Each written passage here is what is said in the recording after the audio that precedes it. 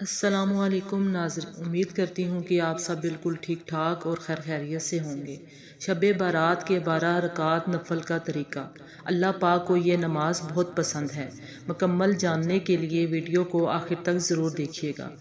جی ناظرین، شعبان کی 15ویں شب شب بارات کہلاتی ہے، یعنی وہ رات جس میں مخلوق کو گناہوں سے بری کر دیا جاتا ہے۔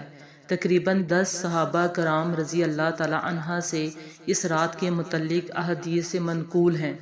حضرت عائشہ صدیقہ رضی اللہ تعالیٰ عنہ فرماتی ہیں کہ شعبان کی 15ویں شب کو میں نے نبی کریم صلی اللہ علیہ وسلم کو اپنی آرام گاہ پر موجود نہ پایا، تو تلاش میں نکلی تو آپ جنت البقیع کے قبرستان میں ہیں۔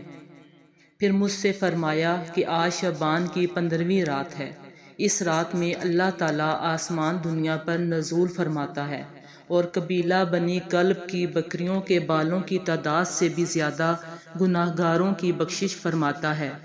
دوسری حدیث میں ہے، اس سال پیدا ہونے والے ہر بچے کا نام لکھ دیا جاتا ہے۔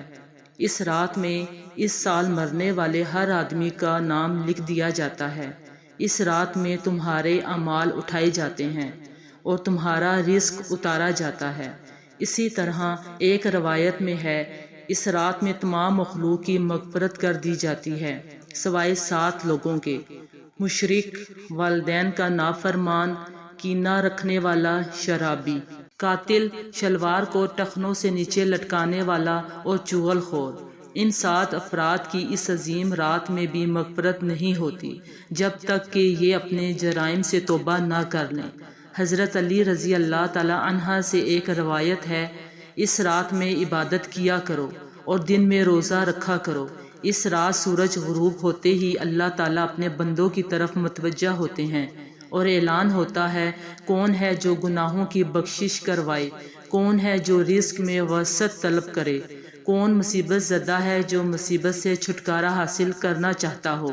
ان حدیث کریمہ اور صحابہ کرام اور بزرگان دین کے عمل سے ثابت ہوتا ہے، اس رات میں 3 کام کرنے ہیں: قبرستان جا کر مردوں کے لیے ایصال ثواب اور مغفرت کی دعا کی جائے، لیکن یاد رہے کہ نبی کریم صلی اللہ علیہ وسلم سے ساری حیات مبارکہ میں صرف ایک مرتبہ شب برات میں جنت البقیع جانا ثابت ہے۔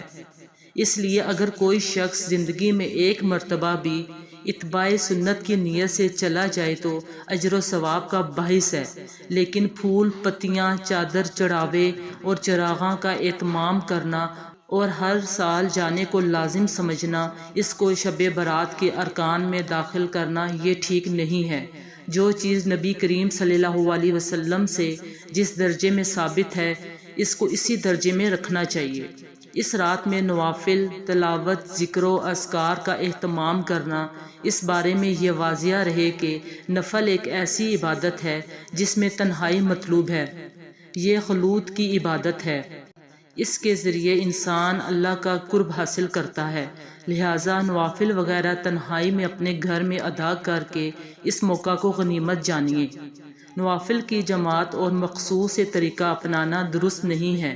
یہ فضیلت والی راتیں شور و شغب اور میلے اجتماع منعقد کرنے کی راتیں نہیں ہیں، بلکہ گوشہ تنہائی میں بیٹھ کر اللہ سے تعلقات استوار کر کے قیمتی لمحات ہیں، ان کو ضائع ہونے سے بچائیں۔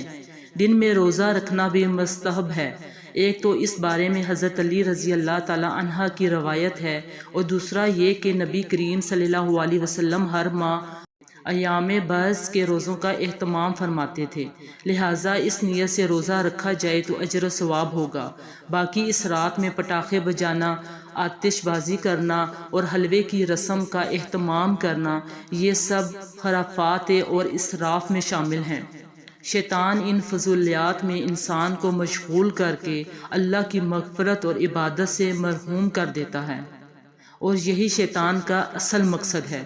شب برات جہاں ہم دیگر نوافل کا اہتمام کرتے ہیں، بہت ساری نفل نماز پڑھتے ہیں، میری آپ سے گزارش ہے کہ شب برات یہ 12 رکعات نوافل آپ ضرور پڑھیے گا۔ اس نماز کے پڑھنے کی بہت زیادہ فضیلت ہے اور اللہ رب العالمین کو یہ نماز بہت زیادہ پسند ہے۔ اس نماز کی فضیلت کے بارے میں رسول پاک صلی اللہ علیہ وسلم نے ارشاد فرمایا، یہ فرض نمازوں کے بعد نفل نماز میں سب سے افضل نماز ہے۔ یہ آپ شب برات والی رات آپ ضرور ادا کیجیے گا، اس کے پڑھنے کی بہت زیادہ فضیلت ہے۔ اس رات یہ نوافل آپ ضرور پڑھیے گا۔ اس نماز کے پڑھنے کا طریقہ کیا ہے، نیت کیسے کریں گے، اس نماز کا وقت کب شروع ہوتا ہے، کب ختم ہوتا ہے، مکمل طریقہ آپ لوگوں کے ساتھ شیئر کرنے جا رہی ہوں۔ اس نماز کا وقت کب شروع ہوتا ہے اور کب ختم ہوتا ہے، تو اس حوالے سے جان لیجئے کہ عشاء کے فرض ادا کرنے کے بعد سے لے کر صبح طلوع فجر ہونے سے پہلے تک، یعنی سحری کا وقت ختم ہونے تک اس نماز کا وقت رہتا ہے۔ اس پوری رات میں بھی آپ کسی بھی وقت یہ نماز ادا کر سکتے ہیں، یعنی عشاء کے نماز ادا کرنے کے بعد جیسے ہی آپ نے فرض پڑھ لیے تو اس کا وقت شروع ہو گیا۔ اب آپ کبھی بھی کسی بھی رات کے حصے میں اس نماز کو پڑھ سکتے ہیں۔ صبح سحری کا وقت ختم ہونے تک اس نماز کا وقت رہتا ہے، اور اس نماز کو ادا کرنے کا جو افضل وقت ہے وہ صبح سحری کا وقت ہے۔ اس وقت میں یہ نوافل ادا کیے جائیں۔ اب رہا یہ مسئلہ کہ اس نماز کے پڑھنے کا طریقہ کیا ہے، کون سی صورتیں پڑھیں گے، کوئی خاص صورتیں ہیں، ایسا بالکل نہیں ہے۔ ویسے تو اس نماز کو پڑھنے کے بہت سارے طریقے ہیں، لیکن آسان طریقہ آپ کو بتاتی چلوں کہ 2 رکعت کر کے 12 رکعتیں پڑھنی ہیں۔ یعنی آپ 2 رکعت پڑھیں، پھر سلام پھیر دیں، پھر 2 رکعت کی نیت کریں گے، پھر سلام پھیریں گے۔ 2 رکعتوں کے بعد اس طرح ہم نے 12 رکعتیں پڑھنی ہیں، اور یہ نفل نماز ہے۔ اس کے پڑھنے کا طریقہ کوئی خاص نہیں ہے۔ آپ نماز شروع کریں گے، تکبیر تحریمہ کہہ کر اللہ اکبر کہتے ہوئے ہاتھ باندھ لیں۔ سب سے پہلے ثنا پڑھیں، اس کے بعد سورۃ فاتحہ کی تلاوت کریں، پھر جو بھی آپ کو سورت آتی ہے، جو بھی سورت آپ کو یاد ہے وہ آپ سورت تلاوت کریں۔ مثال کے طور پر آپ کو سورۃ کوثر یاد ہے تو آپ یہ سورت پڑھ سکتے ہیں، یا اسی طرح جو سورۃ اخلاص ہے اس کی بھی آپ تلاوت کر سکتے ہیں۔ جو بھی آپ کو قرآن مجید کا حصہ یاد ہے یا جو بھی آپ سورت آپ کو یاد ہے وہ آپ تلاوت کر سکتے ہیں۔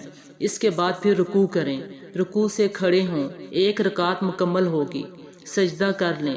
آپ نے پھر دوسری رکعت میں اسی طرح سورۃ فاتحہ پڑھیں گے، کوئی سورت ملائیں گے، رکوع اور سجود قاعدہ۔ اس کے بعد تشہد، درود اور دعا پڑھ کر دائیں بائیں سلام پھیر دیں گے۔ یعنی جس طرح باقی نوافل پڑھتے ہیں اسی طرح 2 رکعت نماز نوافل پڑھیں گے، اور 2 رکعت کر کے پڑھیں گے، یعنی 12 رکعتیں 6 سلام کے ساتھ پڑھیں گے۔ اور اس نماز کی نیت کیسے کریں گے؟